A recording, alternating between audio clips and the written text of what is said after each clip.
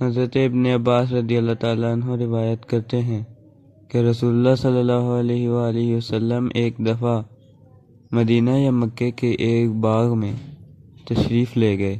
وہاں آپ صلی اللہ علیہ وآلہ وسلم نے دو شخصوں کی آواز سنی جنہیں ان کی قبروں میں عذاب کیا جا رہا تھا۔ آپ صلی اللہ علیہ وآلہ وسلم نے فرمایا کہ ان پر عذاب ہو رہا ہے اور کسی بہت بڑے گناہ کی وجہ سے نہیں۔ پھر آپ صلی اللہ علیہ وآلہ وسلم نے فرمایا، بات یہ ہے کہ ایک شخص ان میں سے پیشاب کے چھینٹوں سے بچنے کا اہتمام نہیں کرتا تھا اور دوسرا شخص چغل خوری کیا کرتا تھا۔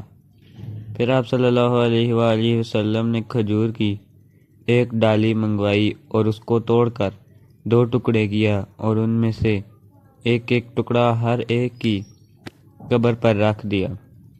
لوگوں نے آپ صلی اللہ علیہ وآلہ وسلم سے پوچھا کہ یا رسول اللہ، یہ آپ صلی اللہ علیہ وآلہ وسلم نے کیوں کیا؟ آپ صلی اللہ علیہ وآلہ وسلم نے فرمایا، اس لیے کہ جب تک یہ ڈالیاں خشک ہوں شاید اس وقت تک ان پر عذاب کم ہو جائے۔